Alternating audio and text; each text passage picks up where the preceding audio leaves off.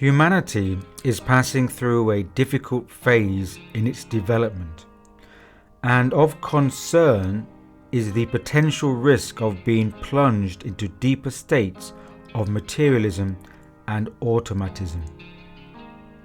These two states are often in cooperation together, for the deeper we become embedded in material forces, then the greater are the influences that can make us act without conscious thought or intention. It can also be said that there are certain forces or agents in this current time that are pushing for greater immersion into materialism in order to paralyze or prevent humanity's spiritual development. In this regard, even the notion of anything spiritual has come to be either ridiculed, diluted into commercialism, or hijacked into pseudo-spiritual forms, such as corporate retreats and online guruism. It is important that we now cast a critical eye upon the state of human society and the nature of our times. This is not to criticize, but to draw attention, to be aware of its aspects, as if to shine a light upon it. It is necessary to look beyond the scenery of external affairs. For those people caught up within the external civilization of the moment, with its impacts, distractions, and stimulations, it is difficult to acknowledge the existence of knowledge and perceptual understanding that lies beyond the conditioned senses. Yet it must also be said that now is a time for people to live and be guided more in accordance with inner or esoteric principles than ever before. It is this connection with one's inner life that brings greater awareness onto external events. And without this awareness, this degree of perceptive insight, then we allow greater concentrations of power to be wielded in the hands of the few, who will exercise this control over the masses in a negative way. What is necessary is awareness and intention emerging through each individualized person. It is this state of individualization, as opposed to group or mass behavior, that marks the correct stage of human development for these times. Taking the work of Austrian thinker and mystic Rudolf Steiner, the state of human perception and awareness can be recognized as relating to three soul stages: sentient, intellect, mind, and consciousness. Within the stage of sentient soul, the human being lives primarily within the world of the senses.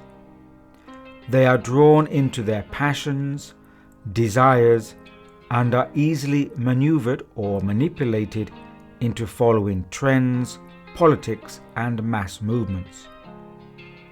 These people form the majority, are swayed by the media, and are the general masses that move with the machinations of the mob.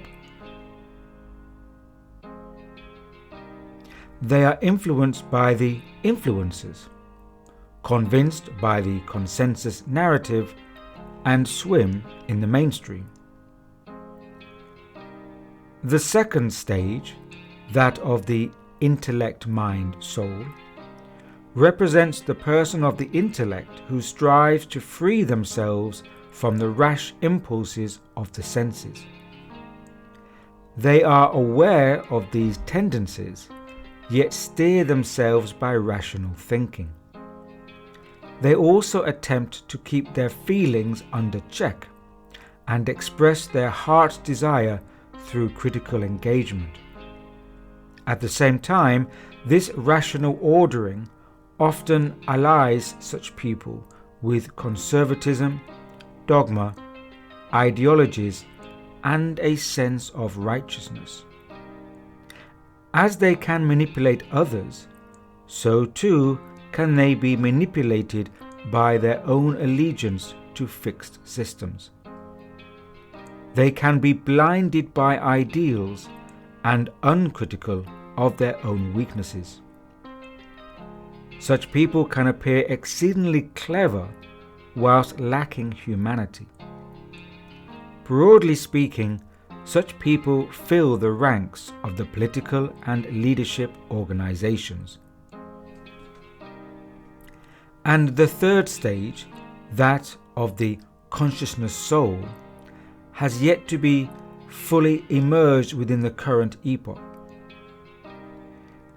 It is this stage that deals with the formation of the aware individual who is not easily influenced or swayed by the emotional psychological masses and the strategies employed for these persuasions.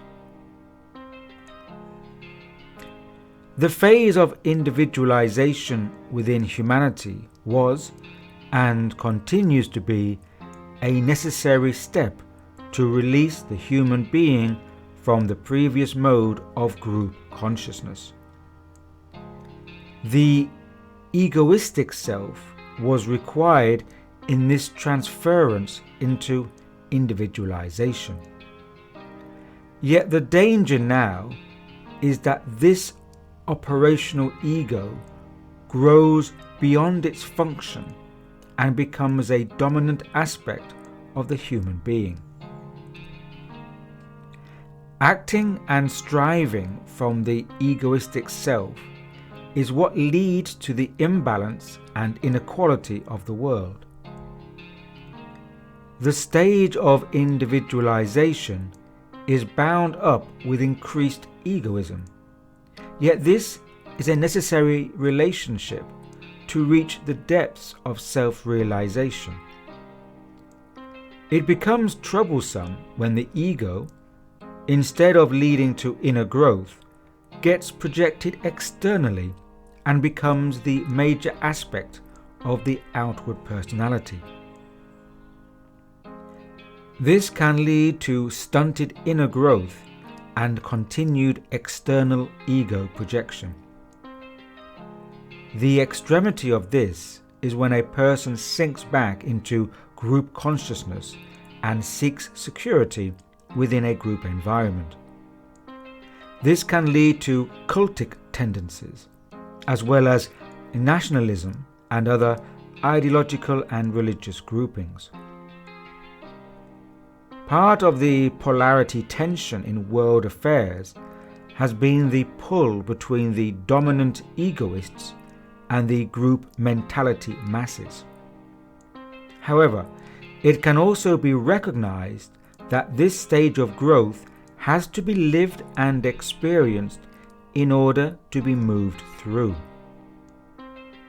The strains and stresses increase when people seem incapable or are disallowed from moving beyond this stage of human development.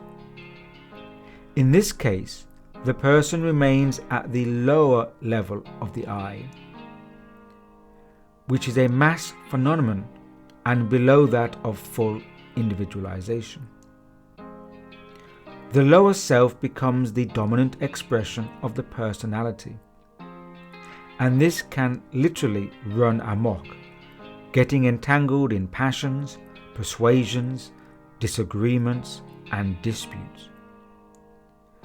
The worst case of affairs is when societies establish structures, systems, and forms of management that cater to this lower stage of human development.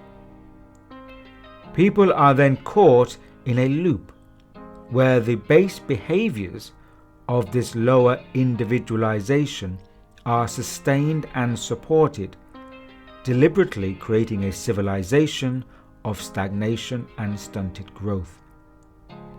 The task here is for people to take the direction of their life into their own hands. The human being must establish an intention to develop their aligned individualization, for it seems that there are forces opposed to this human evolvement. For this reason, it is now essential that a perceptive state of consciousness, referred to in Steiner terminology as the consciousness soul, is allowed to emerge among those people receptive and prepared for this. The consciousness soul can be said to elicit higher morals and values within the individual. This requires also that the person has an inner freedom and the ability to perceive and act beyond the confines of social conditioning. This is a form of perceptual thinking as opposed to programmed thinking. The human being has it in their power to transform themselves whilst participating in active life. In fact, life provides friction for the transformational process, and this transformation takes place in the innermost self, which later can be projected outwards into life. It is not enough to affect correct behavior if the inner life is stunted, as is the case with so many people, especially those most visible upon the world stage. As Rudolf Steiner put it, "For every human being bears a higher man within himself besides what we may call the workaday man. This higher man remains hidden until he is awakened. And each human being can himself alone awaken this higher being within himself.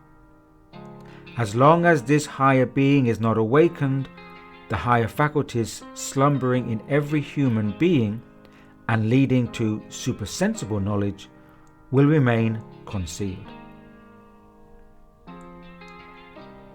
Steiner also considered entropic forces, what some would call evil or de-evolutionary forces, as a necessary part of human development. Such forces create the friction that fuels potential development, such as the friction between the road and the tire helps create the movement of a car. To a degree, such forces are unavoidable in physical existence. All development is a matter of stages, and each stage must be reached before attempting the move to another. Where is humanity at this current scale of development, we may wonder. Each person must decide for themselves how they wish to live life. It can be said that a person who is ignorant of this decision, or who negates making such a decision, is more likely to fall under the sway of entropic forces, for it is these forces that target and attract the unaware or lazy souls. This recognition should encourage us to make perceptive choices in life. In every sphere of human life, whether social, cultural or political, there are forces in operation that represent spheres of activity of greater magnitude than most people are able to realize. There are universal forces that have been in contention, in motion, for a very long time. As for human beings, all motion, all movement requires effort. That the many are unaware of this only places more emphasis upon the responsibility of the few who are aware. This has always been the case and is likely to remain so for the time ahead. The inner impulse towards working for the greater good of humanity the macrocosmic good, comes out of genuine understanding and not general emotions or mass psychology. It is also the responsibility for such aware individuals to gain an understanding, a level of perspective for perceiving the events of our time. It is this understanding of forces behind events at face value that helps in the growth of the consciousness soul. Just as we can recognize there are occult forces in play in the physical realm, so too does this suggest that there are forces operable beyond the physical domain.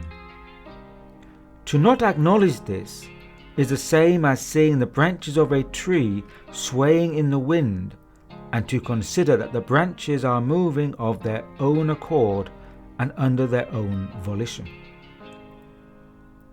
It is a fundamental error to mistake secondary phenomena for primary causes.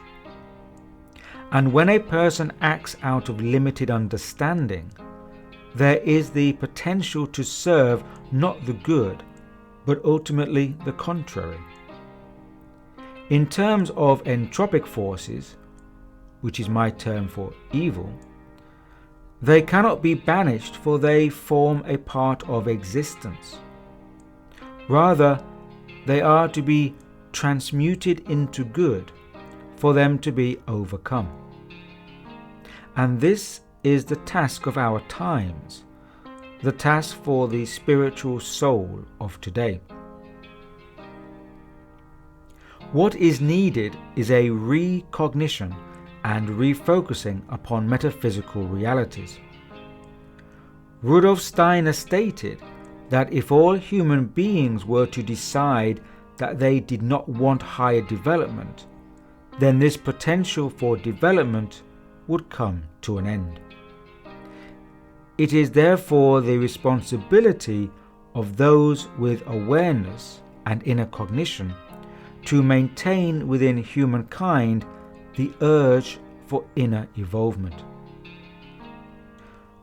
The present task for responsibly aware people today is to seek out that knowledge which comprehends not only world forces, but the primary causes of events in this phenomenal physical realm.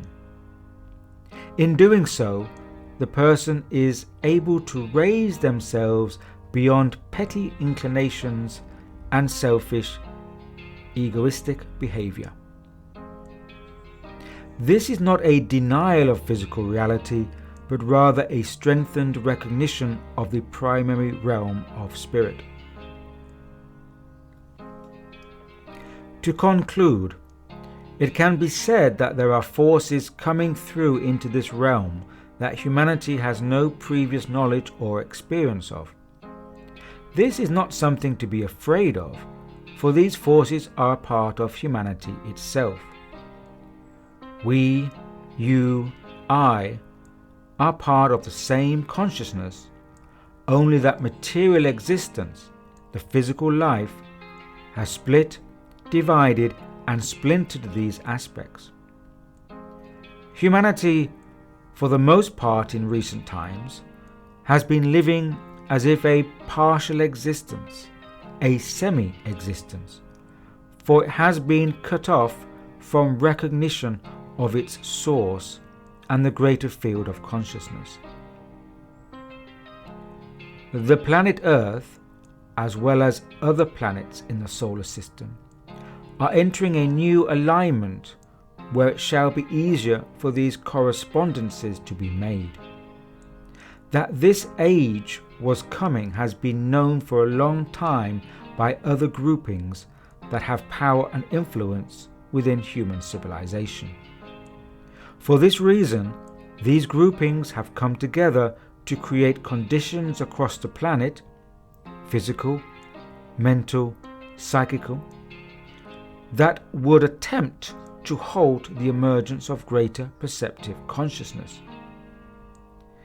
The attempts being made across the planet are for the realization of anesthetizing certain aspects of the human being so that it is less receptive to spiritual or metaphysical truths and their correspondences.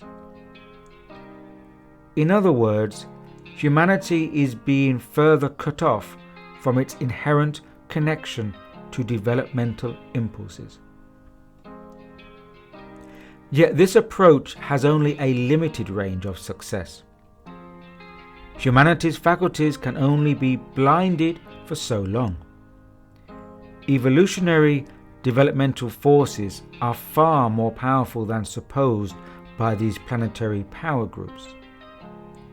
At the same time, we need to recognize that events of world history are symptoms of the occurrences on the metaphysical level of reality, where primary non-material aspects have their existence. These essential primary phenomena have their impulses that come into being within the physical world of secondary phenomena.